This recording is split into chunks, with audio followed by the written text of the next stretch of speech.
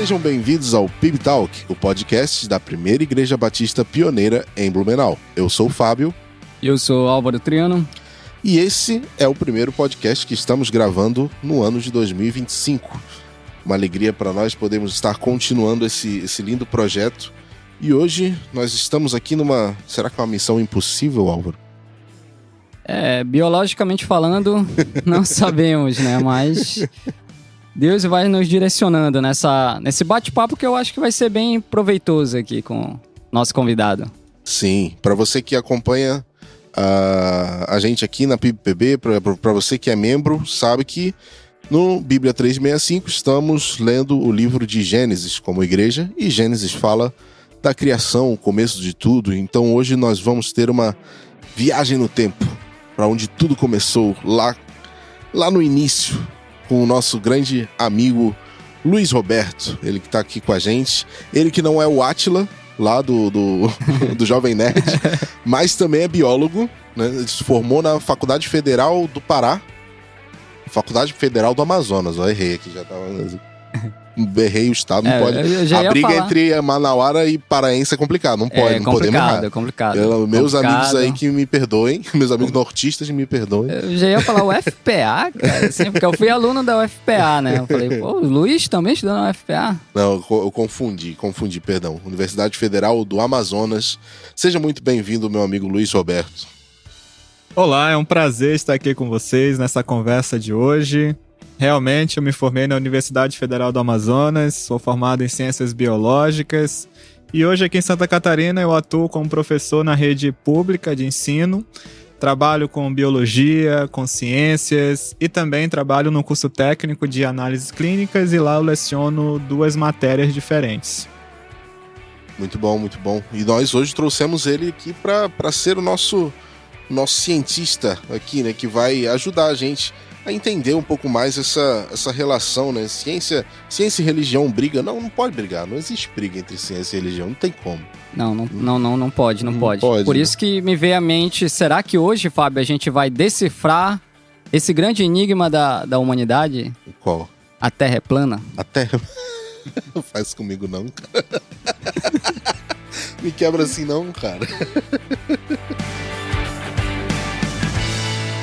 Eu quero deixar, né? Eu sempre deixo um espaço para os nossos convidados aqui no nosso podcast, deixar a experiência deles com relação ao assunto que a gente está conversando, cara. E eu quis que você viesse, te convidei aqui para estar com a gente, porque você é um cristão e teve esse grande desafio de estudar biologia ali, né? Estudar, ser um cientista, né?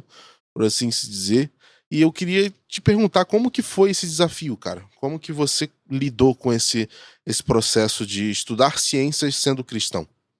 Olha, foi um processo bem complicado, porque foi meu primeiro curso, eu terminei o ensino médio e eu já fui para a Universidade Federal lá do Amazonas. E aí você imagina, um ambiente federal, ele é um ambiente não Deus.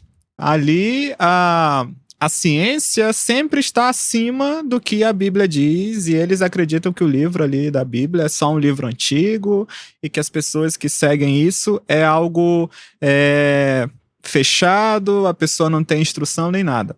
Então, assim, foi um processo muito complicado, porque eu também estava no início da caminhada cristã, fortalecendo ali a minha fé. Em alguns momentos eu fiquei bem pensativo, mas assim... Na minha igreja, tinha um preparo muito grande com isso. Eu fiz um curso antes de iniciar as aulas que se chamava Origens. E aí ele explicava todas as teorias, o que os cientistas falavam, o que a Bíblia diz. Ler o livro de Gênesis, ler a Bíblia integral, de forma integral, também me ajudou muito.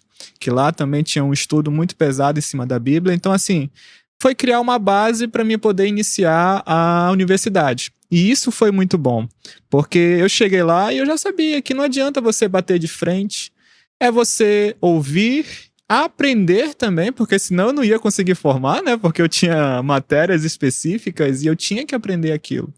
E eu sempre fui muito tranquilo nessa questão de, sim, aprender e também criar meus argumentos. E eu estudando a biologia, eu só percebi que, assim, Deus, ele é muito perfeito. a criação de Deus, ela é muito perfeita, é uma criação divina. Você pegar assim qualquer ser vivo e você estudar ele, dissecar ele, você vê assim, você pega um pedaço de grama, você corta, coloca ali no microscópio, você vai ver ali várias células, várias questões que tu não imagina. E assim, esse curso foi lindo fazer, que eu fiz na Amazônia, que é uma biodiversidade enorme no Brasil, no mundo, e isso só fortaleceu minha fé. E de ver que nosso Deus, ele é um criador assim enorme. Muito bom. É verdade, Luiz.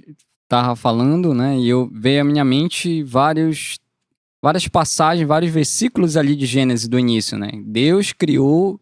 E é interessante que a Bíblia traz sempre, viu, Fábio? A questão, Deus criou os animais e viu que era bom, né? Quando Deus cria a humanidade, o homem ali através, né? E viu que era bom, né? Deus cria os luminares no céu e viu que era bom, né? Exatamente, cara. Inclusive, né, sendo um pouco romântico, que agora, quando Deus criou o mundo, a única coisa que ele viu que não era bom é que o homem tá só. Por isso Deus criou a mulher. Né? Então, Deus criou o homem primeiro, né? E aprimorou na mulher. Tô brincando, né? Isso aqui é brincadeira. brincadeira. Mas olha, tem umas questões biológicas bem interessantes sobre o homem e a mulher, que por isso que o homem, ele vive de caixinhas. Uhum. Ele faz uma coisa, depois faz outra. A mulher, ela tem mais ligações sinápticas e assim, ela consegue fazer várias coisas ao mesmo tempo. Isso a biologia explica também, né? Que são as ligações ali, então ela consegue fazer mais coisas ao mesmo tempo. Por isso que tem mulher que consegue dirigir, passar o rímel, cuidar da criança e ainda olhar o trânsito.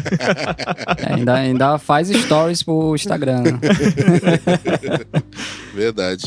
E Luiz, então, tu consegue trazer pra gente um backgroundzinho? Porque assim, a gente aqui está no meio cristão, né? Então, nós cremos, sabemos, né? Cremos mais que o quê? Temos certeza que Deus criou tudo.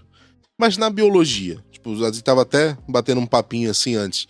Como que a biologia explica isso, né? Que a ciência eu sei que tem várias vertentes. Então, traz pra gente um backgroundzinho ali das tuas aulas, né?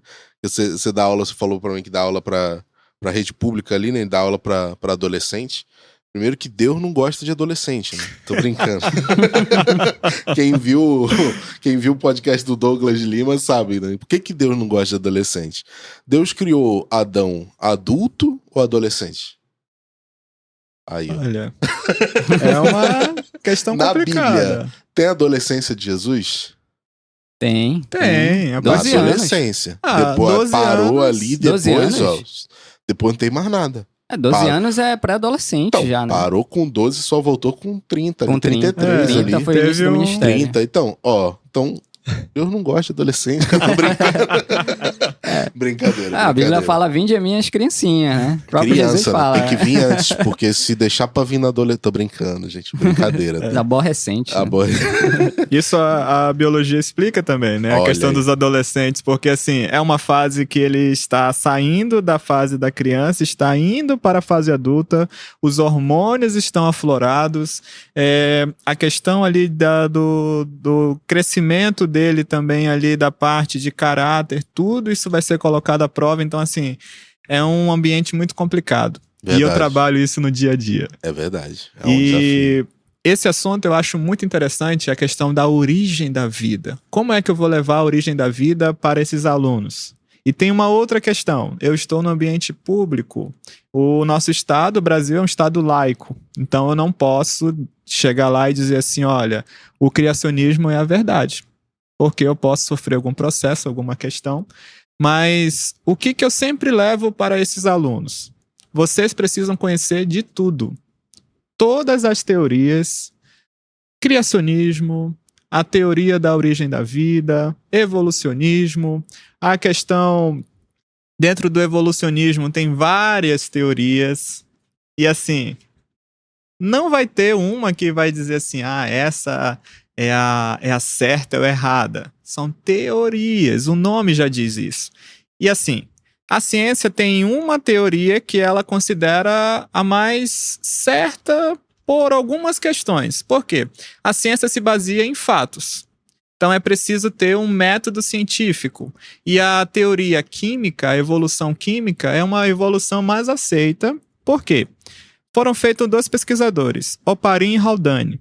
Esses pesquisadores, eles criaram um ambiente, um cenário dentro do laboratório.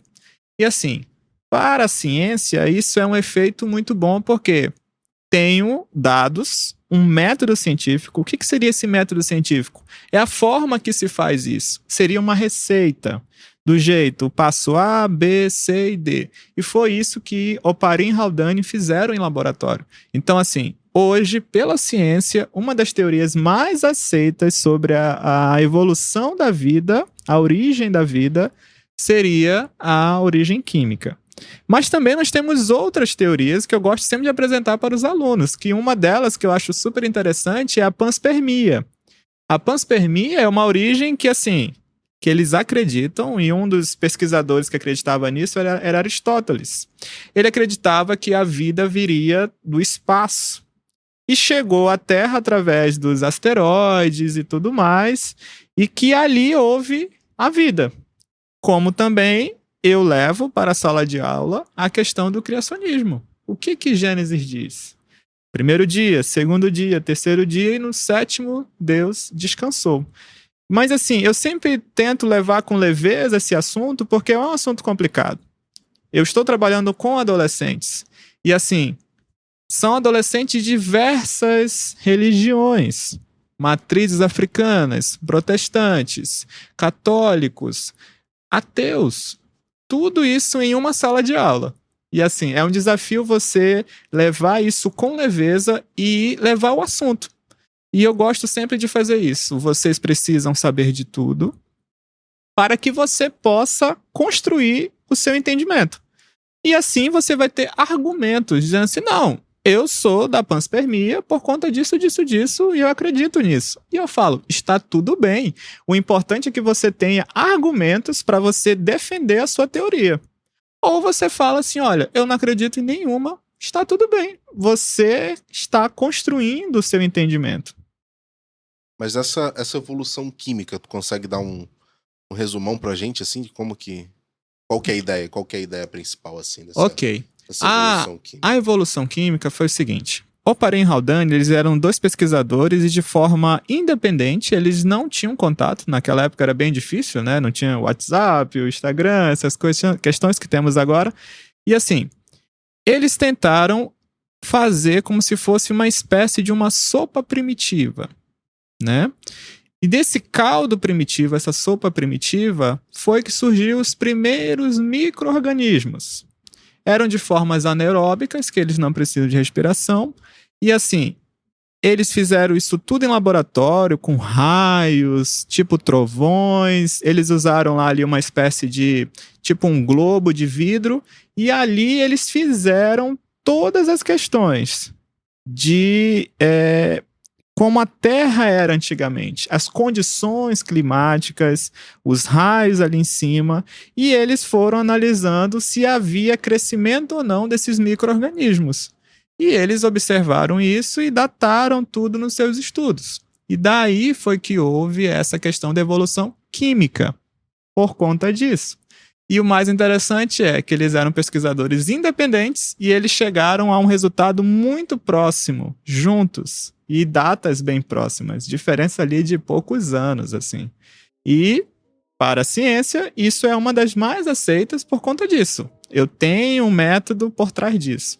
Que seria difícil colocar um método científico no criacionismo, por exemplo, né? De eu dizer assim, quanto tempo que Deus falou e faça os luminares? Durou quanto tempo? Em quanto tempo isso cresceu? Né? Então, assim, é uma questão mais da ciência. Ela precisa de fatos e dados. É por isso que ela é uma das mais aceitas hoje. Mas, como eu disse antes, são várias, né? Senão a gente ia ficar aqui até amanhã falando assim, né? São várias teorias. Verdade, interessante, Luiz. A gente como cristão, né? A gente tem 4 linhas teológicas, que a gente chama 4 sistemas teológicos dentro de Gênesis, né? Que é o criacionismo, o Terra Jovem, né? Que interpreta ali os fatos bíblicos como se foram 7 dias no calendário humano, né? Cada dia como se fosse 24 horas. A gente tem essa vertente da teologia, do criacionismo terra jovem. E tem o criacionismo terra antiga, né? Que já vai dizer, não, eram períodos mais longos, né? Não é tão literal assim o contexto, né? Tanto que eles usam ali aquela passagem de 2 Pedro, né? Que para Deus um dia é como 1000 anos, né?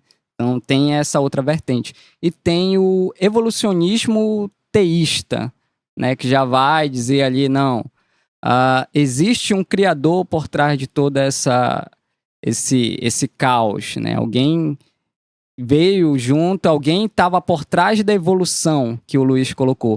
E existe uma outra linha que fala que existe um ser criador, um design, né? Que é o design inteligente, né? Como designer, né, a gente sempre considera Deus, como designer, como cristão, né, que eu sempre considero Deus como o primeiro designer de tudo. Então, eu particularmente vou mais na linha do design inteligente, porque num mundo de caos, né, que lá no início de Gênesis, né, o Espírito pairava sobre as águas, tudo era escuridão. Nesse mundo de caos, né, veio alguém para orquestrar isso, planejar, né?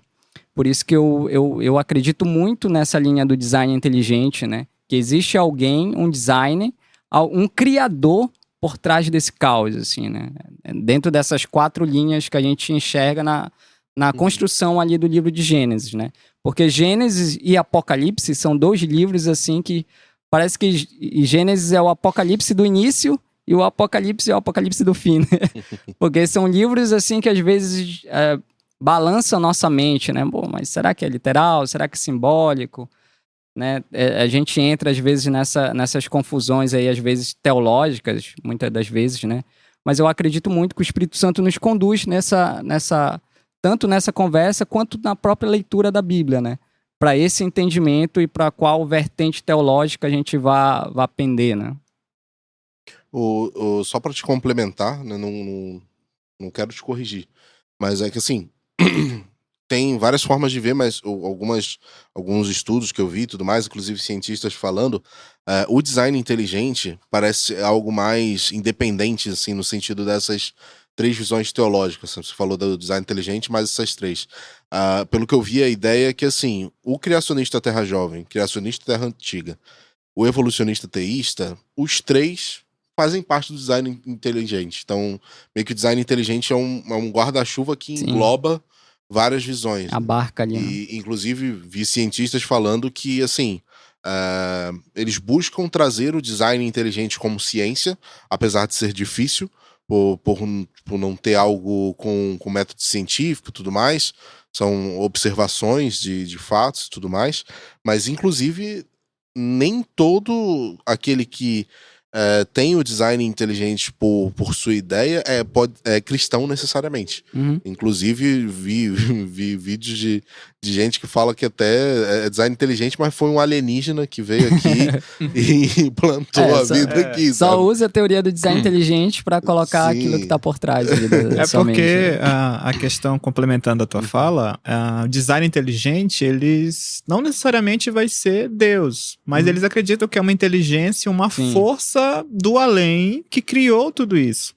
E um dos métodos que eles utilizam é a questão matemática. É muito interessante. E ali isso mexe com o número 7, que é o número da perfeição, que na Bíblia é muito falado, né? O número 7 ali para os judeus é o número da perfeição, tudo mais. E ali eles têm um cálculo matemático que eles conseguem chegar a essa equação aí do 7 sobre a criação de tudo e tudo mais. E hoje é uma vertente muito grande essa questão do design inteligente, e isso daí já está sendo estudado também em algumas universidades também. Tanto que no livro aqui da Thomas Nelson, da ABC2, que foi o livro que a gente pegou para fazer dever de casa, que é o A Origem, né? Ele fala dessas 4 visões cristãs, né?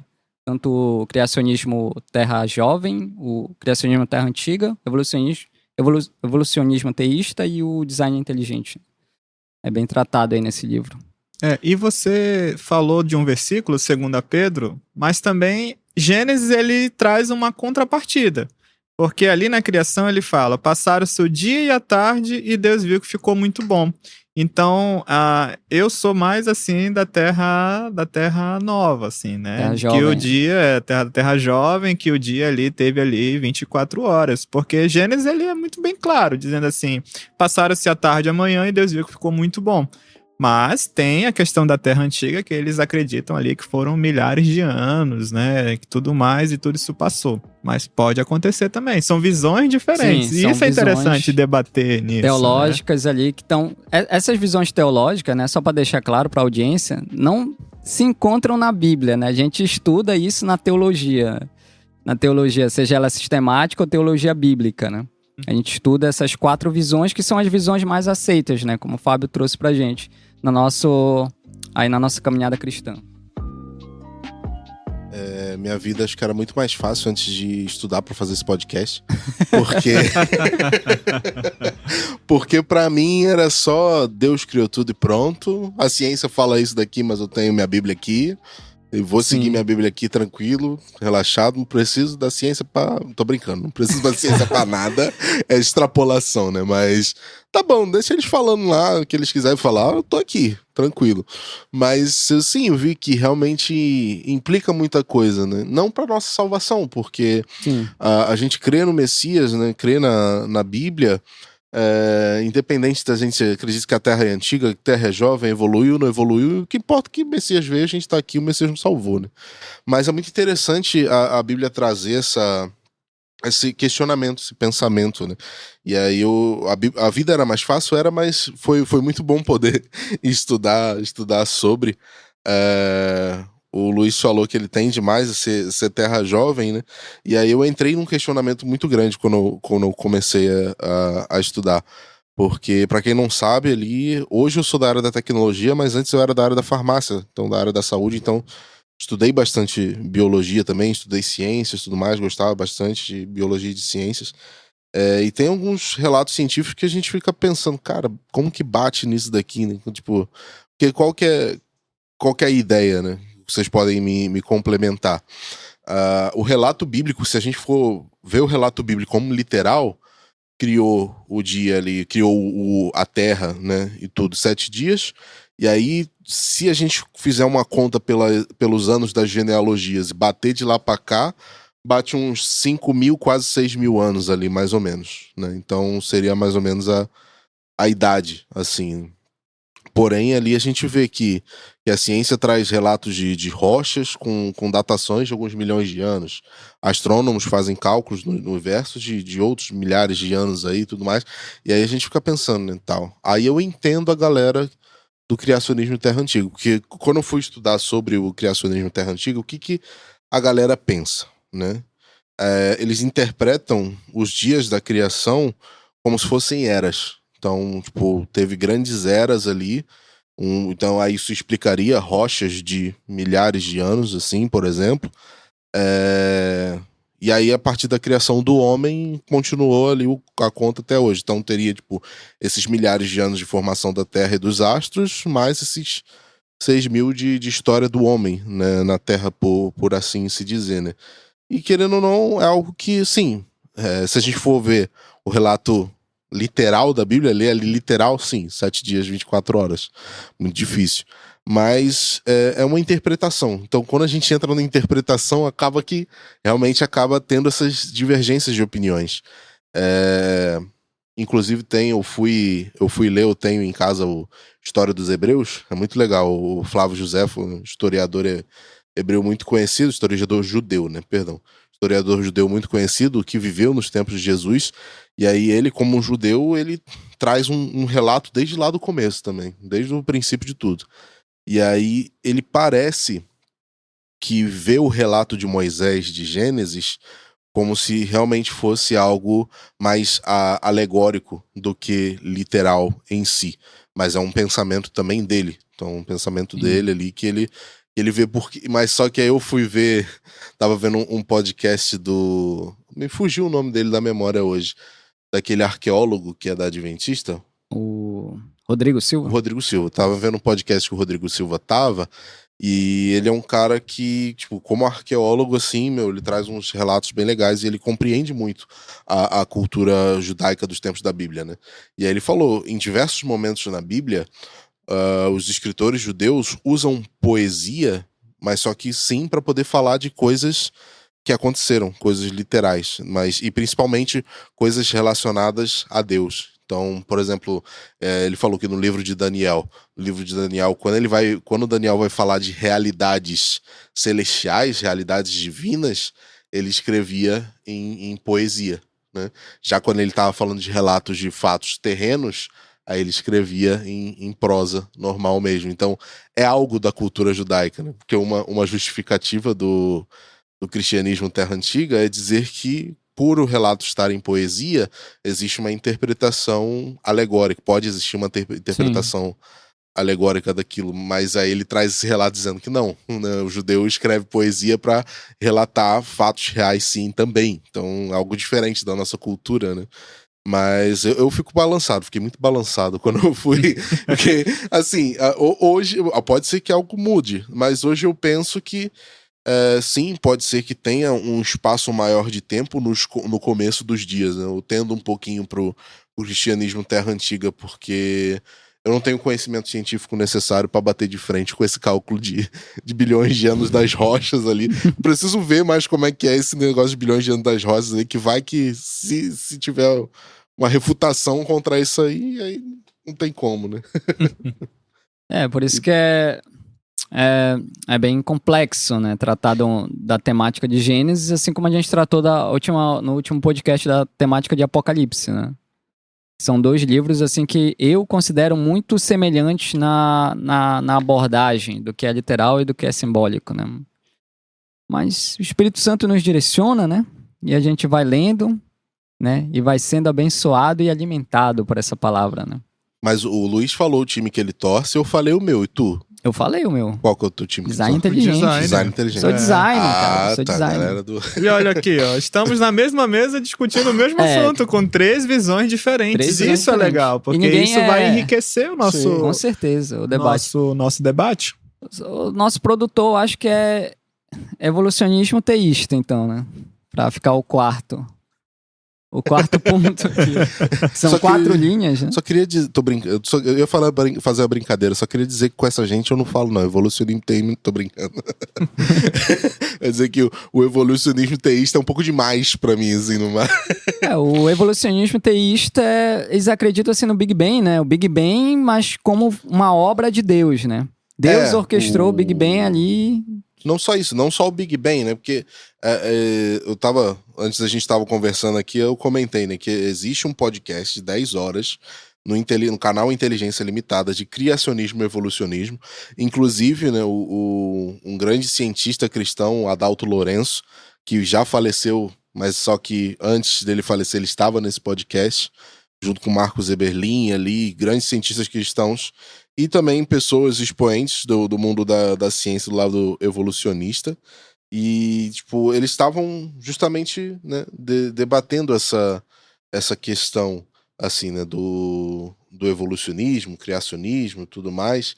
E aí eu faço essa brincadeira, assim, né, que eu não converso com o evolucionismo teísta, porque eu acho que é uma galera que tenta muito enfiar a ciência de qualquer jeito dentro da teologia.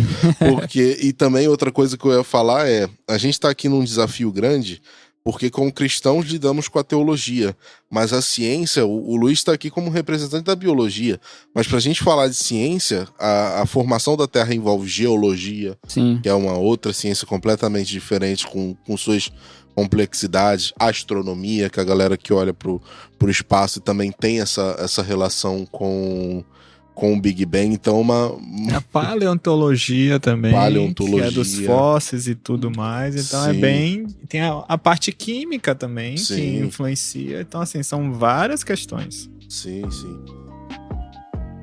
Eu acho muito difícil, assim, né, confessando, eu acho muito difícil você misturar essa questão do evolucionismo teísta, porque qual que é a ideia do evolucionismo? Né? O Luiz pode até falar melhor aqui com a gente. Darwin observou as espécies ali, né, o principal, e ele viu que existia um grande ancestral comum, não é isso, Luiz? Isso. E aí veio, tipo, o evolucionismo. E aí é muito complicado isso, porque a Bíblia não relata Deus criando um ser e esse ser virando vários seres, né? E é muito difícil, pra mim é muito difícil, não sei pra vocês. Pra mim é muito difícil misturar as duas coisas, assim, cara. O Marcos Eberlin fala um samba do crioulo doido, assim, essa expressão ruim, mas é uma salada mista, né, de ideias que Sim. tenta.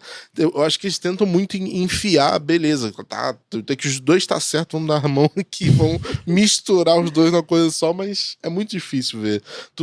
Como tu lida com isso, Luiz? Vamos lá. A questão da evolução, ela tenta explicar como é que um ser foi dando origem aos outros seres, né? E aí você me pergunta como é que eu lido com isso. Eu sempre fui muito tranquilo nessa questão de, sim, ler a Bíblia, entender toda a parte, e entender também toda a parte da ciência. Você também tem que saber de tudo um pouco, né? E assim, eu sempre observei muito todas as questões. A questão do ancestral comum. A Bíblia relata Adão e Eva. É um ser. Desse primeiro casal saíram toda a nação. No entanto, que hoje já tem algumas pesquisas que mostram que viemos de um ancestral comum, que esse casal ele era até uma cor assim meio parda, tudo mais, ali pela origem ali africana, pela origem da África, tá? Isso daí é uma pesquisa que foi feita recentemente. Então, assim, isso já é uma das coisas que a Bíblia relata disso aí, de um ser comum. E, falando em pregação, eu sempre ouvi uma que dizia que a gente tinha que ter mais fé para acreditar no evolucionismo do que no criacionismo, porque no criacionismo já está tudo escrito ali em Gênesis, né? E está tudo explicado.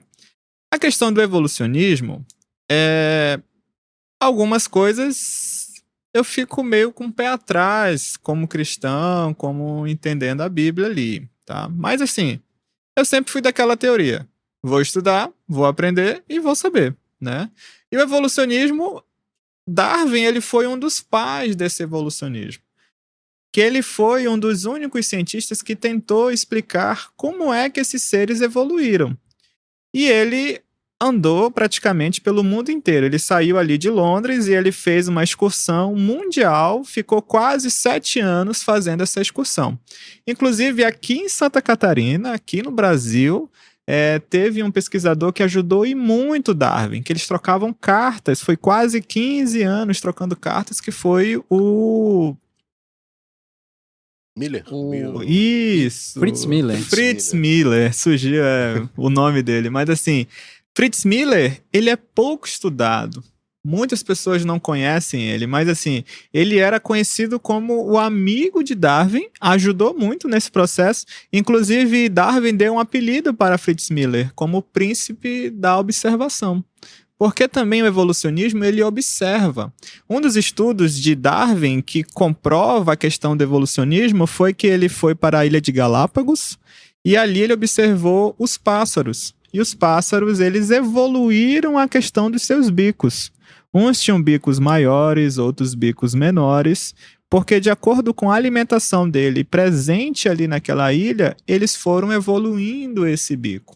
Isso é uma das questões do evolucionismo, que pega ali o ser que vai evoluir para aprimorar, para que possa surgir uma boa qualidade de vida. Porque imagina, se eu tenho um pássaro que ele tem um bico super delicado e ele está numa região da ilha que só tem frutos duros, como é que ele vai sobreviver?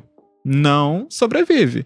E assim, a ciência mostra que sobrevive quem é o mais forte. Então, alguns seres precisam se adaptar para a sobrevivência. Era essa a pergunta que eu ia fazer. Isso já chega na etapa da adaptação das espécies, né? Sim. E o ser precisa se adaptar para que ele possa permanecer a sua linhagem. Porque senão esse ser não vai conseguir se alimentar. Se alimentar, ele não vai conseguir se reproduzir e a sua espécie para ali. E alguns podem entrar em extinção, que é a morte desse ser. Luiz, o que podemos aprender sobre o caráter de Deus ao estudarmos a complexidade da vida? Você que vem da biologia, você que é biólogo, você que é professor, de biologia, a gente consegue tirar um pouco do caráter de Deus ao estudar a vida, né? Como é que você transparece a vida para os seus alunos, assim, nesse sentido? A questão de Deus sobre a criação eu estudando mais profundamente, assim, todas as espécies, porque na biologia nós estudamos desde um vírus até um ser humano. A parte da psicologia também um pouco, nós estudamos isso. E uma coisa que fica muito clara é que nosso Deus é um Deus muito organizado. Por quê? Há uma questão sistemática dos seres. Ali eu vou ter as células, eu vou ter os tecidos, os órgãos, é tudo muito explicado. E o funcionamento disso, ele é muito perfeito. Vou trazer um caso aqui do ser humano. O ser humano, ele é uma máquina 100% perfeita, onde tudo tem que andar certo. Se alguma coisa fica fora do caminho, a pessoa pode ali mostrar uma patologia ou uma doença de determinada região. Mas o funcionamento ele é muito perfeito. E uma das características do caráter de Deus é que o nosso Deus é um Deus organizado. É um Deus perfeito. É um Deus que ele cria tudo conforme a palavra dele ali. E é tudo muito encaixado, tudo muito perfeito. Como eu citei no início, o exemplo de uma planta. Você corta ali, ó, aqui nós temos no estúdio aqui uma samambaia, você corta ali a samambaia, você coloca no microscópio, numa lupa, você consegue ver a complexidade dela.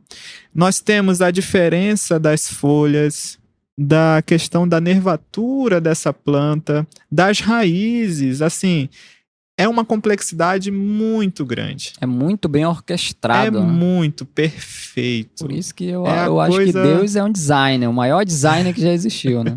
É uma coisa linda de você ver, de você estudar.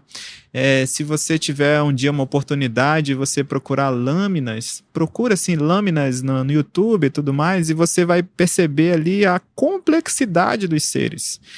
Cortes histológicos, a questão das lâminas, das plantas, dos animais, é tudo muito perfeito. São bilhões de células no ser humano.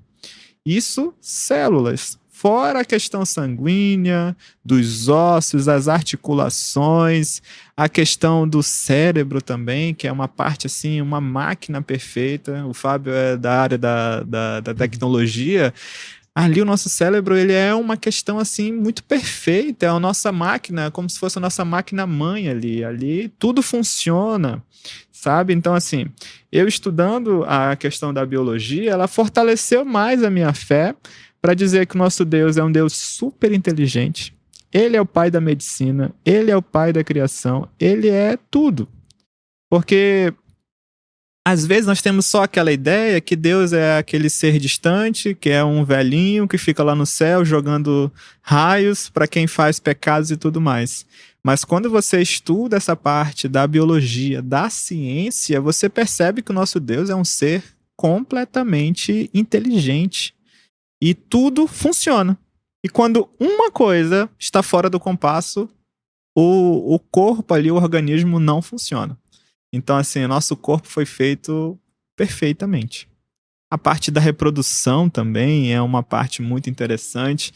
E, assim, é tudo muito perfeito. A questão da fecundação ali que acontece, de um novo ser, de uma nova vida, isso é muito legal, é muito interessante, são muitos detalhes para ser estudado. É verdade. Eu lembrei agora, Fábio, de um dos autores que são adeptos do design inteligente, né? Que defendem a questão do DNA, né?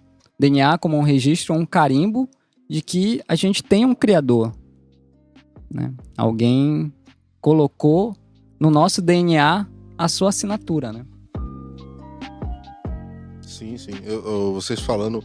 Não tô querendo puxar a sardinha pro meu lado, mas aquele livro que a gente leu, A Origem, a galera do criacionismo Terra Antiga, como que eles observam, né? Eles observam a revelação de Deus através, primeiramente, acima de tudo, das escrituras, mas as próprias escrituras apontam para a natureza como uma revelação de Deus, assim, né? Tanto que eu peguei aqui para ler certo, Romanos, capítulo, deixa eu só pegar aqui, tá certo, Romanos capítulo 1, versículo 19.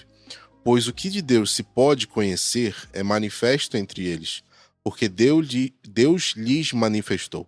Pois desde a criação do mundo, os atributos invisíveis de Deus, seu eterno poder e sua natureza divina, têm sido vistos claramente, sendo compreendidos por meio das coisas criadas, de forma que tais homens são indesculpáveis, né?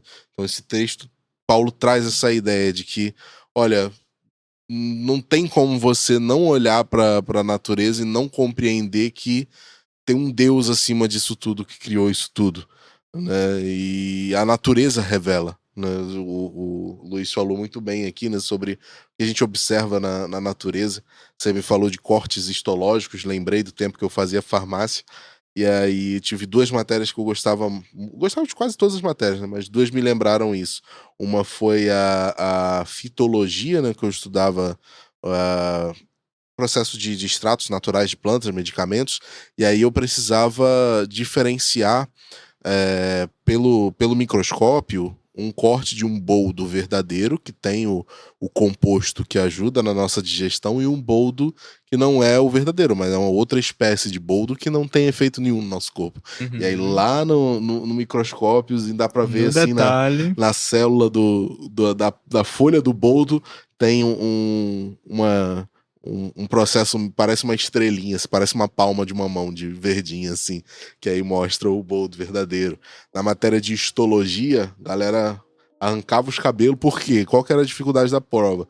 Você tinha que olhar no microscópio e dizer: esse tecido é da onde? É músculo ou é de tal lugar? Tá, se é do músculo, qual tipo de músculo é esse daqui? Então, realmente, existe uma complexidade gigantesca, né? Pra gente que é cristão, é muito difícil não compreender que existe o design inteligente. Não, é muito difícil não compreender que a gente sabe que Deus é o criador e a natureza corrobora com isso tudo, né? Mas antes da gente começar, o Luiz, a gente tava batendo um papo aqui. Eu acho que é uma dúvida de muitos cristãos, cara. Que beleza, temos isso tudo, temos Deus criando isso tudo, mas a gente tem fóssil de dinossauro na natureza, cara. E aí, teve dinossauro ou não teve, a né? Dúvida, tinha dinossauro na arca? Tinha dinossauro na arca? T-Rex tava lá? Jurassic Park, né? Jurassic Ark. Mas e aí, Luiz, como é que tu lida com esses fósseis, cara? Sim, o Fábio me fez essa pergunta e realmente eu parei para pensar sobre isso, né? E eu falei para ele assim: eu não tenho uma resposta sobre isso. Se dinossauro estava na arca ou não. Mas em Isaías cita ali a questão do dinossauro, Isaías 42, se eu não me engano, ali cita também a questão da presença de dinossauros. E tem uma outra questão importante na ciência, é o seguinte: é que isso é algo até meio que polêmico. Porque, assim, hoje a indústria vende o dinossauro como Rex, visto lá no Jurassic Park, né? Aquele couro dele estilo crocodilo, aquela pele tudo enrugosa, né? Com placas. Mas, assim, a ciência mostra, esses novos artigos agora, que bem provável que os dinossauros tiveram penas. Então, assim, poderia ter na arca grandes aves que poderiam ser dinossauros, né? Porque, assim, em Gênesis nós temos a explicação dita ali entre animais puros, impuros, casais, tudo mais, tudo explicado ali, né? Mas até comentando com o Fábio, tem nos Estados Unidos, eles fizeram ali a réplica da Arca de Noé, e é assim, gente, você consegue colocar facilmente ali 2 Boeings, aviões ali, fácil. E assim, uma vez eu ouvi uma pregação que utiliza muito essa questão da Arca de Noé. Se você reparar, tudo que é falado da Arca de Noé, imagens para as crianças e tudo mais, mostra sempre a girafa com o pescoço para fora. E isso era uma das questões para tirar ali o poder de Deus, falando assim que era uma coisa impossível, uma loucura colocar tantos animais em uma arca. Mas quando você pega ali a metragem dela, que Gênesis diz quantos metros tinha, quantos andares tinha, né? E é muito grande. E tem uma outra teoria também, que eu já ouvi, estudei, era que poderia ter os animais pequenos, tipo filhotes. Por que não? Né? Tem um casal ali de elefantes filhote, casal menor. Isso é verdade? Eu não sei, mas eu achei interessante essa pesquisa que eu li e falava sobre isso, né? Tipo, poderia sim ter todos os animais ali presentes, mas a questão ali de eles serem filhotes. Isso era uma teoria que eu achei super interessante, que eu li uma vez ali no artigo. Mas a questão que o Fábio levantou de fósseis. Fósseis, ele vai muito além de ossos. Esse fóssil, ele pode ser de tecido. Ultimamente, agora foi encontrado um mamute muito bem conservado. Por quê? Dependendo do solo ali que ele foi soterrado, ele pode, o tecido ali pode ser preservado de acordo com a temperatura, com o solo ali presente, ele pode ali ser preservado, inclusive até tirar o DNA dele para tentar voltar à vida. Tem uma parte da genética, que é a biotecnologia. O sonho deles é trazer animais já extintos à vida novamente. Isso já está sendo estudado, isso daí já está em percurso. Mas a questão dos fósseis, ele explica essa questão que houve um dilúvio no mundo. Inclusive, eu estava lendo hoje também alguns artigos super interessantes. Eu ainda não tinha parado para pensar sobre isso, que era sobre a Arca de Noé. Esse dilúvio que aconteceu na Terra soterrou toda a Terra e ficou acima das montanhas. Isso a Bíblia relata. Inclusive, fala que a arca parou no Monte Ararat. Hoje, o Monte Ararat ele está no país da Turquia. Inclusive, eu fui pesquisar mais a fundo disso, apareceu que a Turquia tem alguns relatos e ali pesquisas que o governo guardou. Por quê? Estava tendo uma entrada muito grande de cientistas de fora, e eles estavam tentando, às vezes, até fraudar dados para trazer ibope para esses cientistas. Então, assim, o governo fechou os estudos que tinha e tem alguns estudos que nunca foram revelados. Isso foi da universidade lá presente da Turquia. Isso eu achei super interessante, né? Tipo, o que será que está sendo guardado? Por que isso está sendo guardado? Né? E o fóssil hoje ele é uma das questões que houve esse inundamento na Terra. Inclusive, Darwin ele achou nas montanhas aqui do Brasil conchas do mar. E ali ele falou, ó, aqui era antigamente o mar. Por quê? O mundo todo foi inundado num certo tempo. E hoje, em alguns montes, quando tu anda, tu pode achar conchas, crustáceos, em cima da montanha. Essa questão do dilúvio é muito interessante porque tantos relatos científicos é meio inegável, né? Mostrar assim, realmente, tipo, durante um período de tempo o mundo ficou coberto, né, debaixo d'água. Essa questão acharam animais marítimos no Everest. Então, uma coisa assim, o monte mais alto do mundo tinha animal marítimo, fóssil, né? Fóssil de animal marítimo lá, né? Uma coisa que eu sempre questionei, né? Porque essa galera pega ali os ossos, beleza? Aí eles fazem uma reconstrução digital de como seria o corpo daquele bicho e tal. Eu penso assim, né, na minha visão não tão científica, cara, eu acho uma extrapolação da possibilidade muito grande. Porque se a gente observar, em cima do osso tem músculo, em cima do músculo tem tecido conjuntivo, tem pele. E aí, como é que eu vou saber qual que era a pele daquele bicho se eu só tenho um osso? Né? Tipo, como é que eu vou saber o formato do corpo dele se eu só tenho uma parte daquilo, né? A paleontologia é uma área que estuda isso. Uhum. E o que eles observam? Eles observam o hábito alimentar, o clima local, e eles tentam reconstruir isso, né?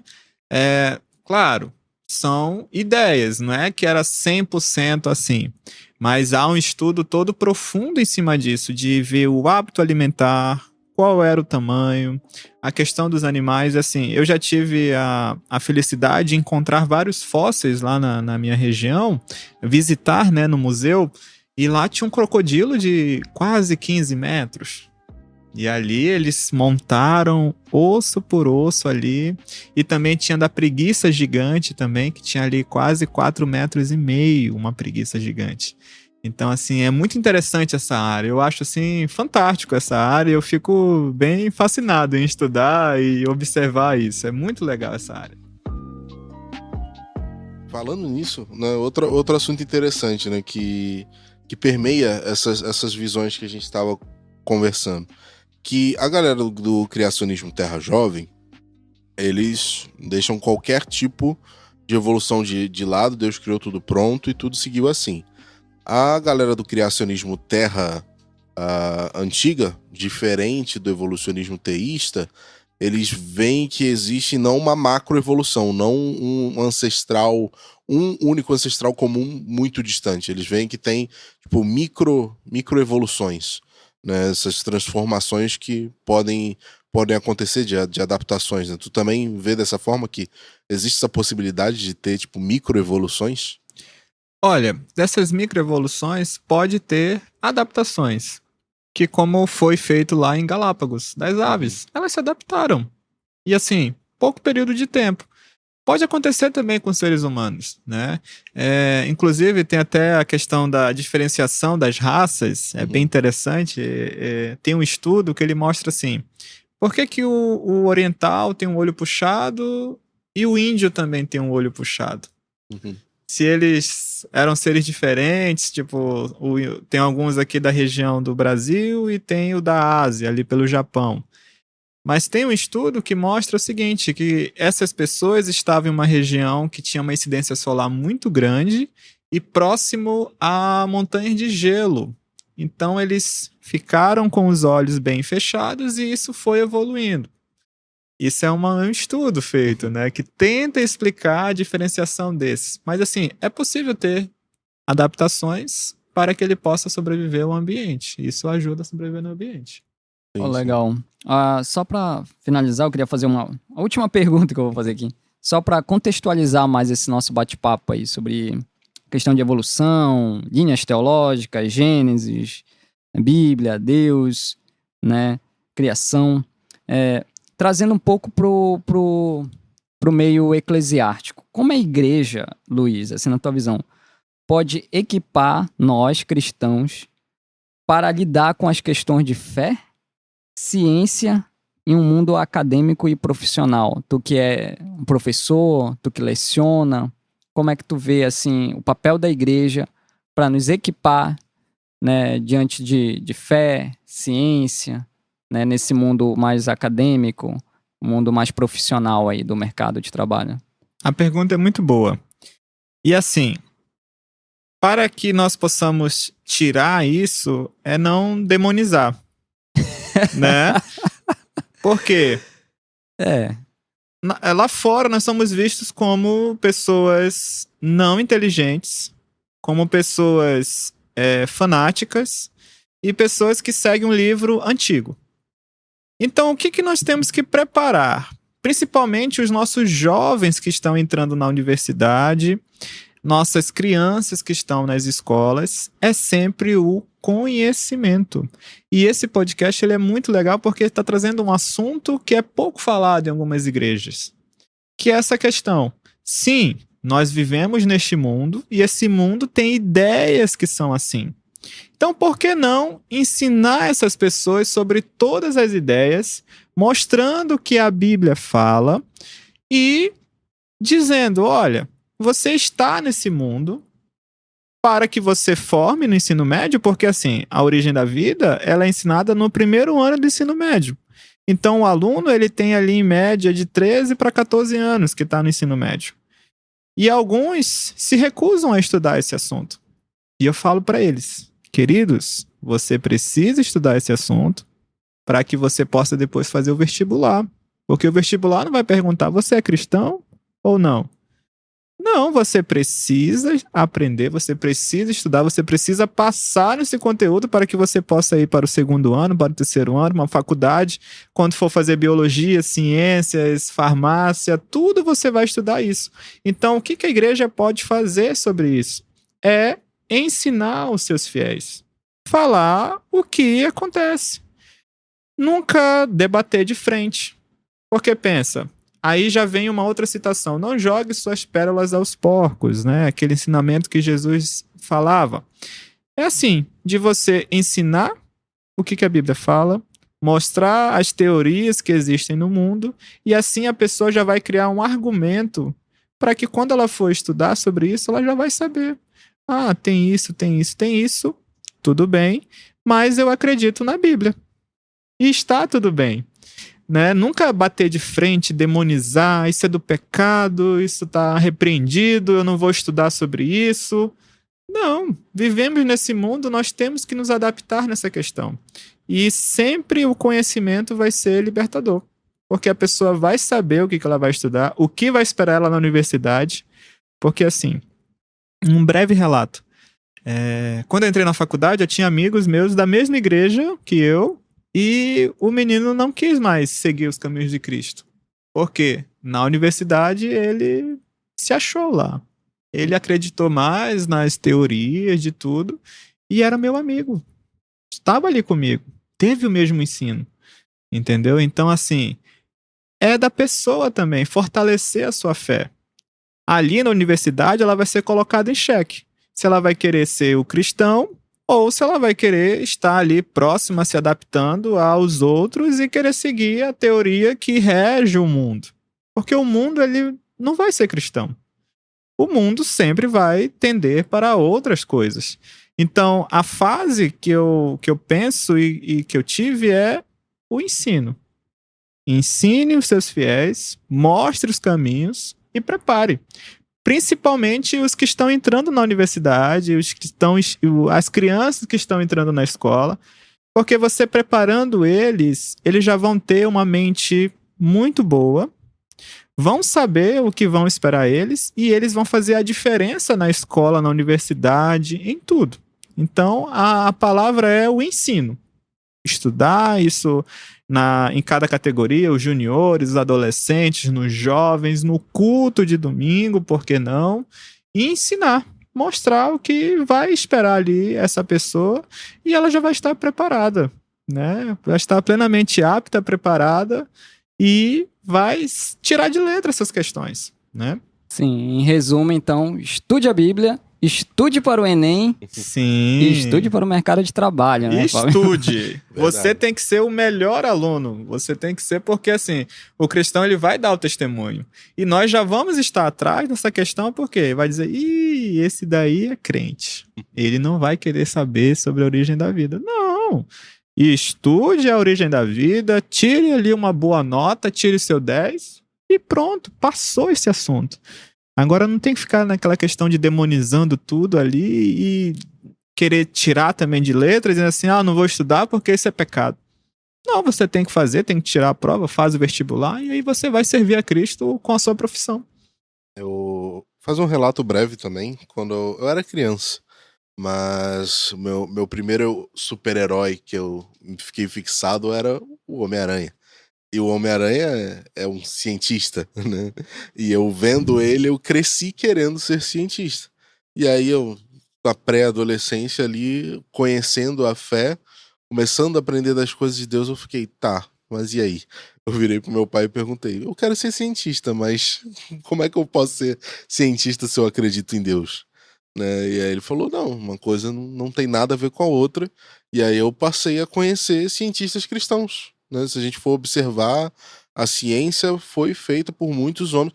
O Marcos Eberlin fala essa porcentagem, não sei se é real, mas ele fala que 90%, mas diria uma grande porcentagem de ganhadores de prêmios Nobel são cristãos.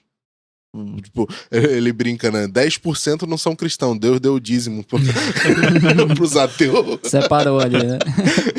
E eu também acredito que Deus ele vai dar o entendimento para algumas pessoas. Porque assim, o pai da anatomia, o pai que estudou ali as plantas e tudo mais, é muita coisa para se saber. E assim, tu percebe que não foi somente aquela pessoa. Sim, ela estudou 30, 40, 50 anos sobre aquilo, mas assim, a gente percebe que Deus dá um entendimento para essa pessoa e ela consegue fazer ali, publicar os seus livros, os seus estudos. Sim, sim.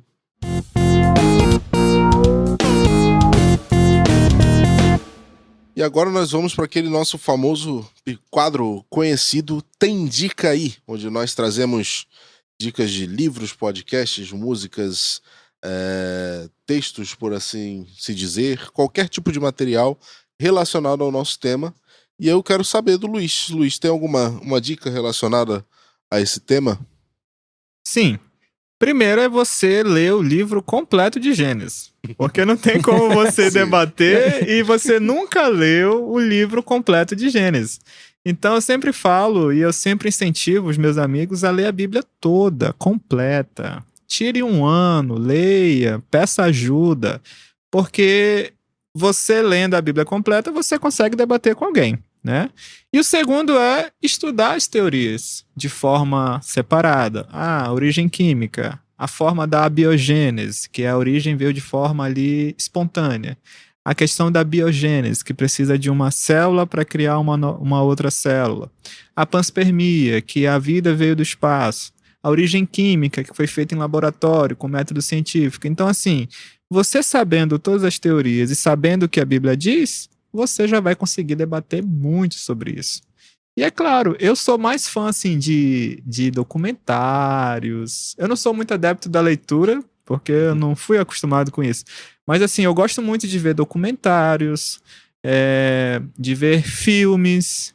Isso me prende mais a atenção e eu consigo focar mais do que a leitura em si, né, de fato. Porque assim, nós temos diversas aptidões, mas a minha é mais a visual. Eu sou muito visual, então eu gosto muito de filmes, de documentários, Discovery Channel, alguns documentários, alguns são bons. Não é todos, mas alguns são bons. Sim, sim.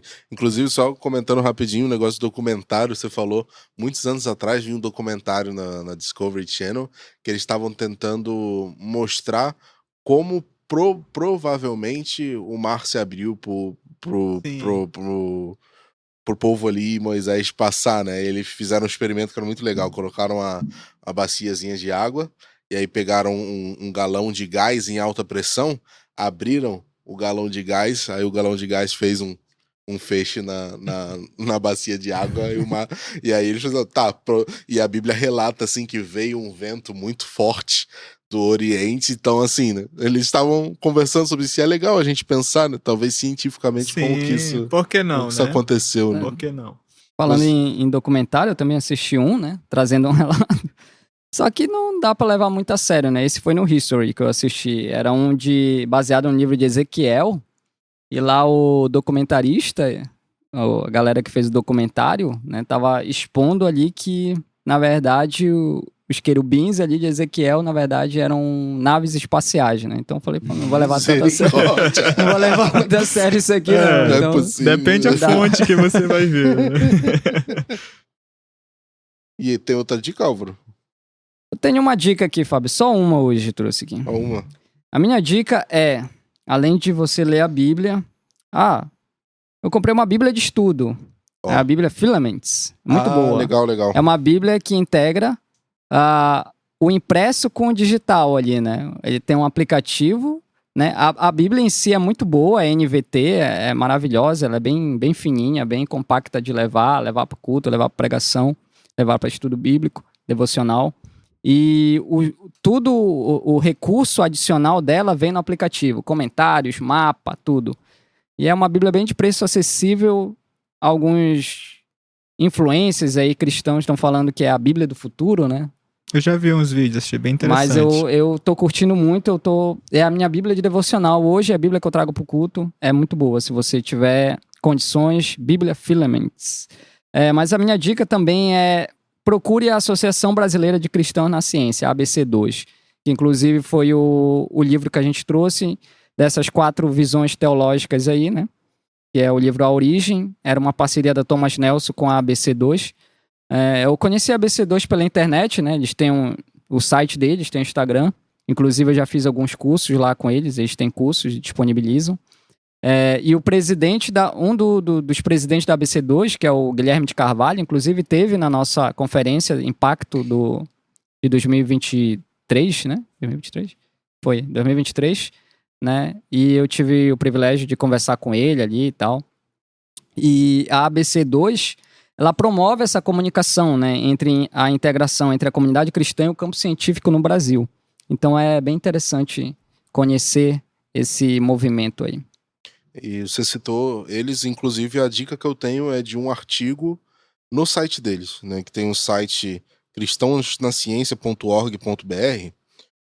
E o nome do artigo é A Bíblia, a Ciência e as Origens Humanas. Bom. Então é um artigo bem grande, tem 2 partes, para quem gosta de ler, né? Mas ele porque é difícil realmente. Como eu gosto de ler, eu fui passando ali. E ele é um artigo muito legal que ele traz realmente um resumão ali relacionando a ciência, né, com seus relatos de... Como é que fala? Perdi a palavra agora. Dos ossos. Fósseis. Dos fósseis. Relatos dos fósseis, a questão de como ficaria a visão da Bíblia diante da evolução dos hominídeos ali, né? Por ali vai. Então, é um artigo muito legal, bem completo, assim. Então, eles realmente, eu acompanho eles um tempinho já. E eles têm um material muito bom. E outra dica que eu dou é, se você gosta de ciência, quer seguir por uma área científica, acadêmica, se cerque de exemplos de bons cristãos na ciência. Então, o Adalto Lourenço era um físico sensacional, cristão. Eu vi um vídeo há muito tempo atrás do Adalto Lourenço, ele numa pregação, falando sobre a questão da transformação da água em vinho, o primeiro milagre de Jesus.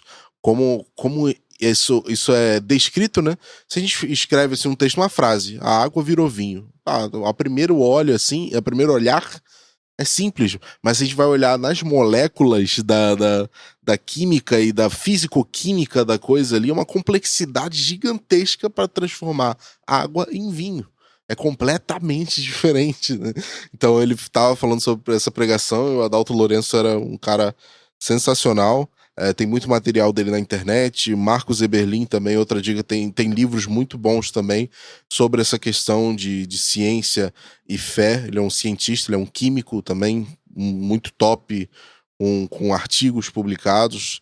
E é essa dica que eu dou. Se você gosta de ciência, eu gosto de ciência também, se cerque de bons exemplos. Se cerque de pessoas cristãs, de fato, que fazem boa ciência para a glória de Deus, né? Foi uma alegria muito grande estar aqui com vocês, conversando sobre esse assunto. Eu gosto de ciência desde bem jovem, e estar na igreja fortalecendo a nossa fé, né, é muito bom a gente estar aqui, Deus dá essa oportunidade pra gente, que eu acredito que na ciência não tem isso. Na ciência as pessoas se sentam, beleza, conversam sobre artigos ali e tudo mais, né? Mas a gente fala sobre ciência, mas com um propósito, com um olhar de, olha só que incrível o que Deus criou. E isso é um sentimento, né? Uma oportunidade maravilhosa que Deus dá pra gente, né? E aí eu quero agradecer a presença do Luiz, disponibilizar o tempo dele de estar aqui com a gente e deixar, caso você queira deixar umas considerações finais. Olha, foi muito bom estar aqui com vocês nessa conversa enriquecedora. E a minha palavra final é: estudem, vão para as universidades, porque também é um campo missionário ali, onde você, através da sua vida, você pode mudar outras vidas. Então, nunca tenha medo de ir para uma universidade, para uma escola, e você vai ser sal e luz ali naquele ambiente, você pode fazer a diferença. E depois de formado, você também vai fazer a diferença através da sua vida, da sua profissão e outras pessoas. Então, a minha última fala aqui é: estudem, alcance lugares onde é difícil ter cristãos, na ciência, na física, na química, em tudo. E façam o que Deus nos pediu, a grande comissão, que é anunciar o evangelho até os confins da terra. Então, muito obrigado pelo convite. Amém. Então, gente, continue acompanhando as nossas redes sociais. Sobre o artigo que eu falei, inclusive vou deixar na nossa descrição o link do artigo para facilitar para as pessoas que quiserem ler mais sobre. Também temos o podcast do Bíblia 365 com comentários bíblicos ali, aqui pelos nossos pastores da PIBPB. Continue seguindo a gente também no Instagram, no YouTube. E vamos prosseguir estudando para a glória de Deus. Amém. Deus abençoe. Tamo junto. Até a próxima e até que ele venha.